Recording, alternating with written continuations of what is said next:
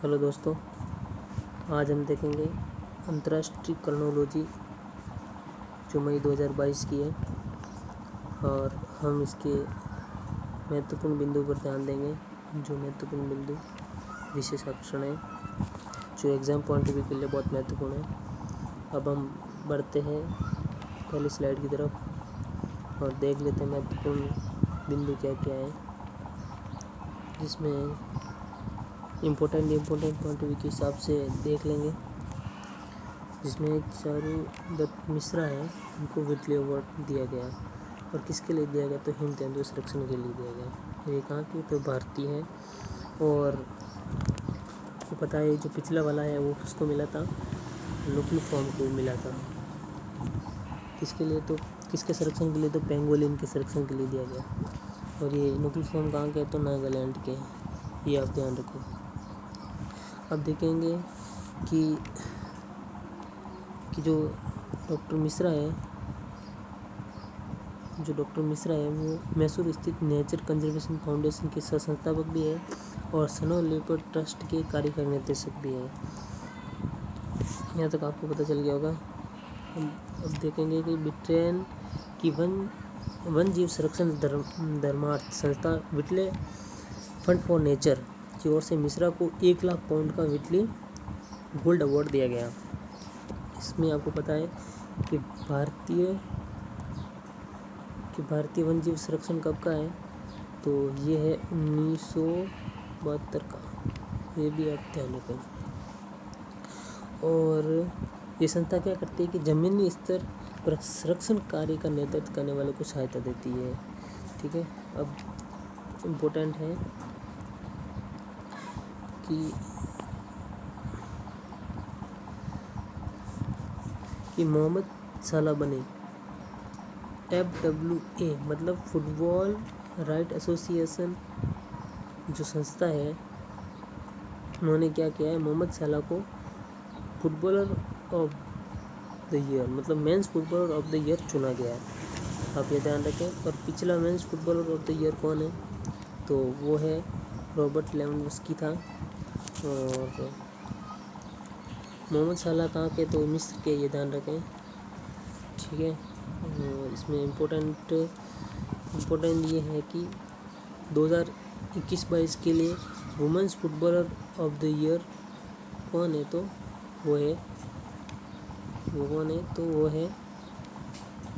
वो है चेलेसा स्ट्राइकर सैमकेर मतलब चेलेसा स्ट्राइकर सैमकेर और मोहम्मद साला, इनको चुना गया। अब देखते हैं मासिक घटनाओं का सार संग्रह देखते हैं। इसमें क्या क्या कुछ इम्पोर्टेंट हो सकता है उसके बारे में जानेंगे। तो भारत ने नए थल सेनाध्यक्ष किसे नियुक्त किया गया, जिन्होंने 30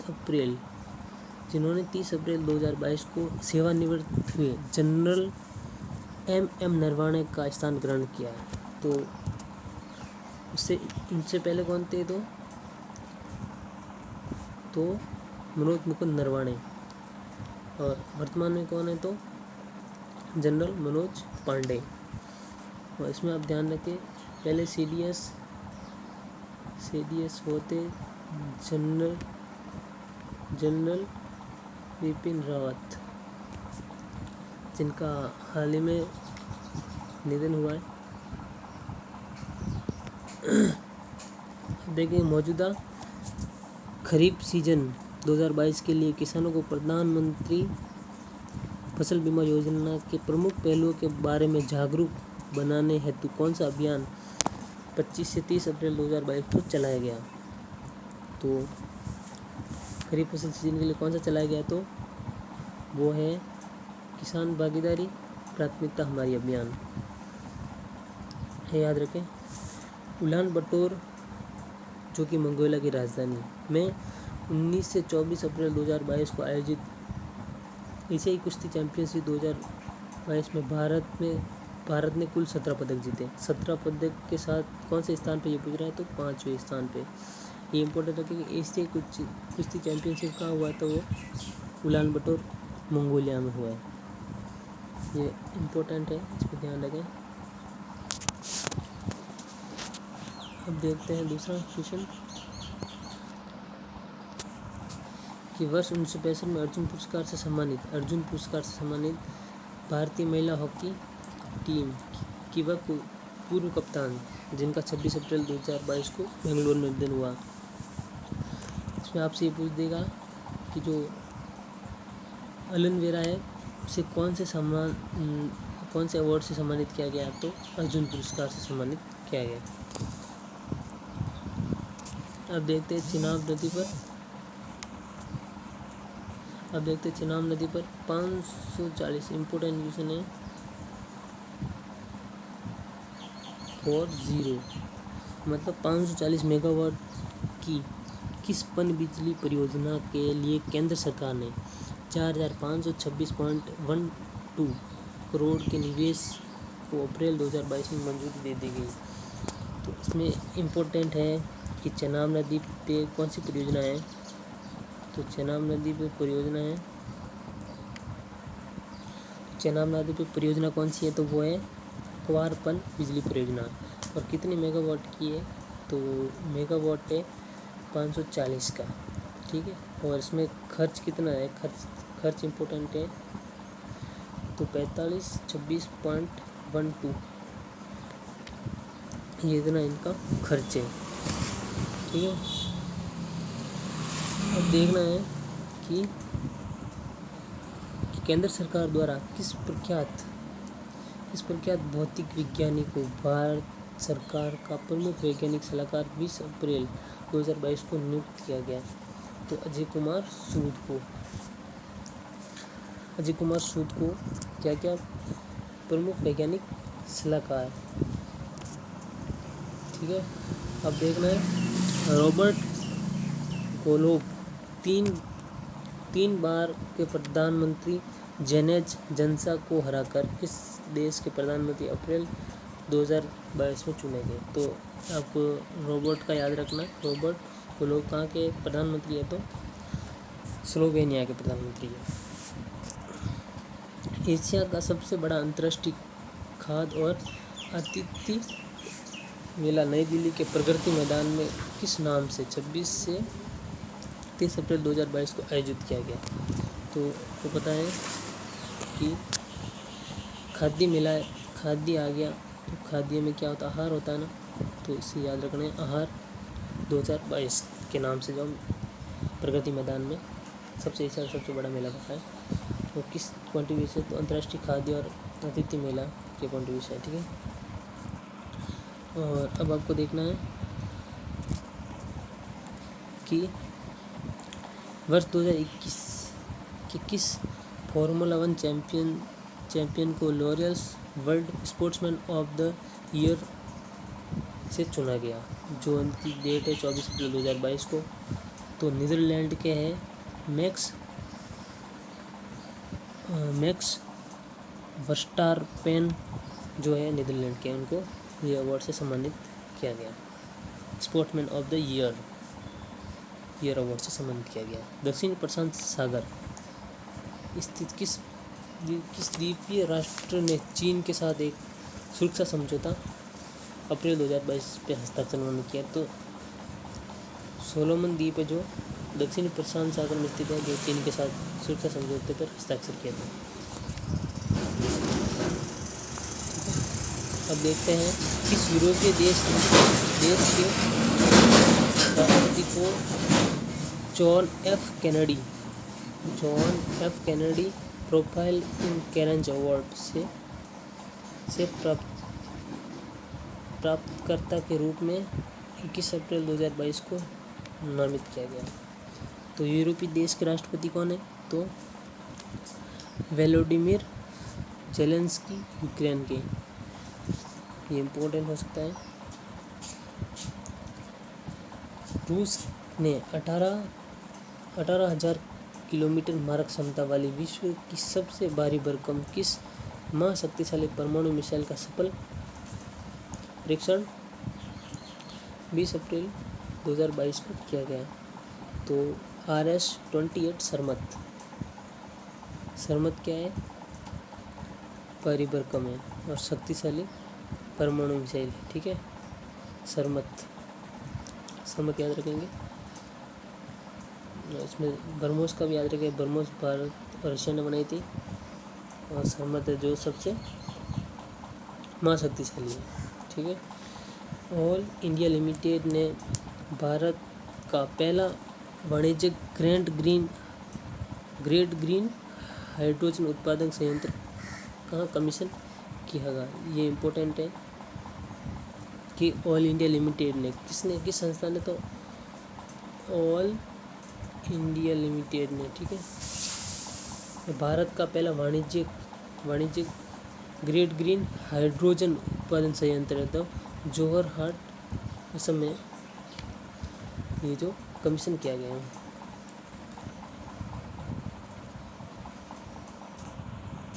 अब देखना है भारतीय हज समिति का नया अध्यक्ष 22 अप्रैल 2022 को कौन निर्वाचित हुआ था? तो इस PDF थोड़ी कट गई है। तो ये है AP अब्दुल्ला कुट्टी। ये है, क्या नाम है इनका? तो यहाँ लिख देते AP अब्दुल्ला कुट्टी। आप बिल्कुल याद रखेंगे कि हज समिति का नया अध्यक्ष किसे चुना गया? तो अब्दुल्ला कुट्टी। कौन है? तो अब्दुल्ला कुट्टी।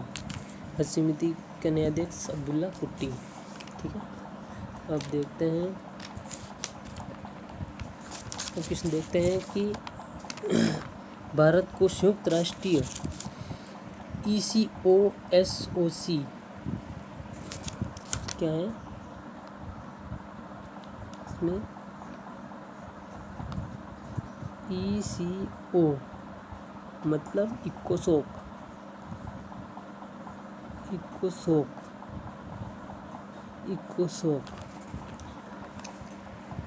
के सामाजिक विकास आयोग गैर सरकारी संगठन पर समिति विकास के लिए विज्ञान और प्रौद्योगिकी आयोग के अतिरिक्त अन्य किसी निकाय के लिए अप्रैल 2022 में चुना गया।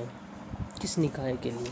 जो संस्था है किस निकाय के लिए चुना गया? तो आर्थिक, सामाजिक और सांस्कृतिक अधिकारों के लिए। इकोसोक नाम से स्पष्ट हो रहा है कि आर्थिक, सामाजिक और ये यूनो की संस्था है, ध्यान रखेंगे ये भी। प्रधानमंत्री संग्रहालय नई दिल्ली में किस स्थान पर बनाया गया, जिसका उद्घाटन प्रधानमंत्री नरेंद्र मोदी ने 24 अप्रैल 2022 को किया गया। 24 अप्रैल को बाबा भीमराव अंबेडकर जी की जयंती। और ये जगह कौन सी? तो तीन मूर्ति एस्टेट इस जगह का नाम है, वहाँ पे इन्हें संग्रहालय बनाया गया। अब देखते हैं नीति आयोग द्वारा 11 अप्रैल 2022 को जारी राज्य ऊर्जा और जलवायु सूचकांक राउंड 1 में बड़े राज्यों की श्रेणी में किस राज्य ने शीर्ष स्थान प्राप्त किया है? जलवायु सूचकांक में कौन हो सकता है? तो जलवायु सूचकांक में हो सकता है राज्य ऊर्जा और जलवायु सूचकांक में तो गुजरात 1 नंबर पे है। ठीक है, अब देखना है प्रधानमंत्री ने अपने गुजरात दौरे के दौरान पशुपालन को समर्पित बनास डेयरी द्वारा स्थापित किस सामुदायिक रेडियो स्टेशन का उद्घाटन किया गया है? सामुदायिक रेडियो स्टेशन है, उसका नाम है दूधवाणी। ठीक है, चीन ने कौन सा नया पृथ्वी अवलोकन उपग्रह मार्च 4C नामक रॉकेट द्वारा 7 अप्रैल 2022 को प्रक्षेपित किया गया? तो उपग्रह कौन सा है? उपग्रह मार्च 4C नामक द्वारा रॉकेट द्वारा कौन सा है? तो नाम है गाओफेन 303। गाओफेन नाम इसका गाओफेन 303।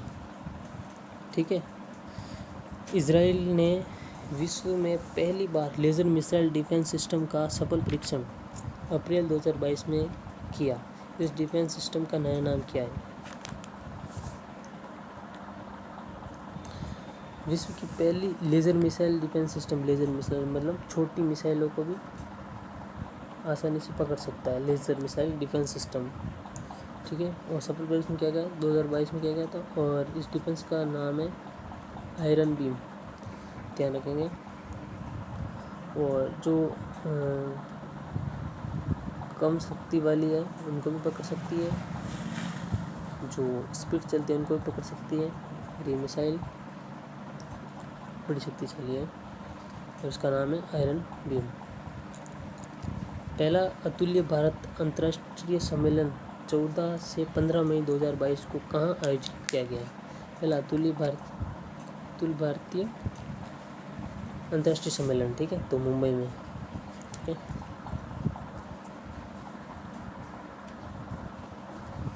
अब देखेंगे प्रोजेक्ट 75 के तहत कलवरी श्रेणी से आने वाली पनडुब्बी की किस छठी और आखिरी पनडुब्बी को मझगांव डॉक लिमिटेड में 20 अप्रैल 2022 को जलावतरण किया गया।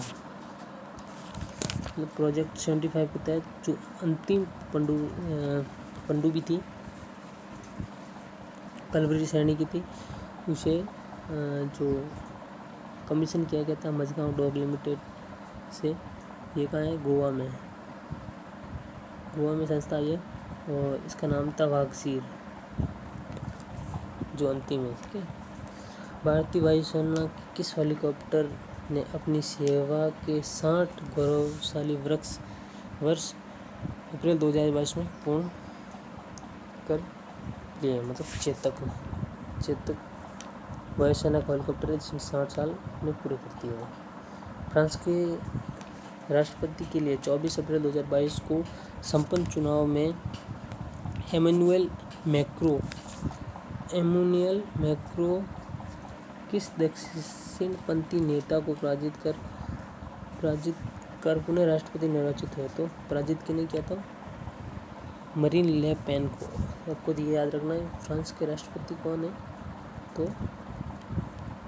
मैक्रो, ठीक है, एमेनुएल मैक्रो, ठीक है।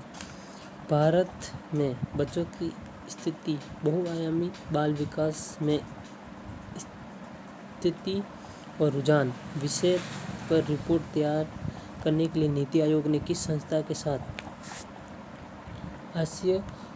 आशय वक्तव्य पर 21 अप्रैल 2022 को हस्ताक्षर किए गए?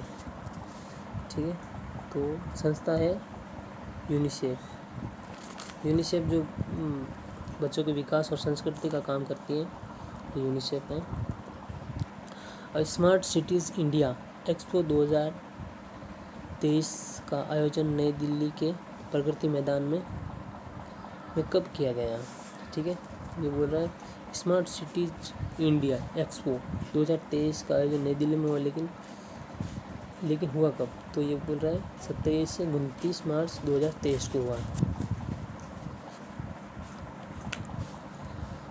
अब देखते हैं भारत के किस युवा ग्रैंड मास्टर ने 48वीं ला रोडा इंटरनेशनल ओपन शतरंज टूर्नामेंट में अप्रैल 2022 में जीत हासिल की? तो डेग वोकेशन की थी। ठीक है, 48वीं ला रोडा इंटरनेशनल ओपन शतरंज टूर्नामेंट में भारतीय तटरक्षक बल के मुगाओ बंदरगाह जो कहाँ पे गोवा में से कौन सा राष्ट्रीय स्तर का प्रदूषण प्रतिक्रिया आभास 19 से 20 अप्रैल 2022 को आयोजित किया गया? तो ये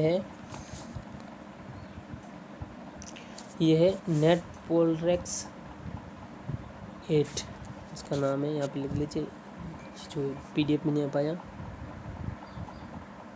ये नेट पोल रेक्स और ये 8 तो ये आपके यह PDF पूरी हो गई और ये था आज का आपका टॉपिक। कल हम करेंगे अगली चर्चा। तब के लिए धन्यवाद।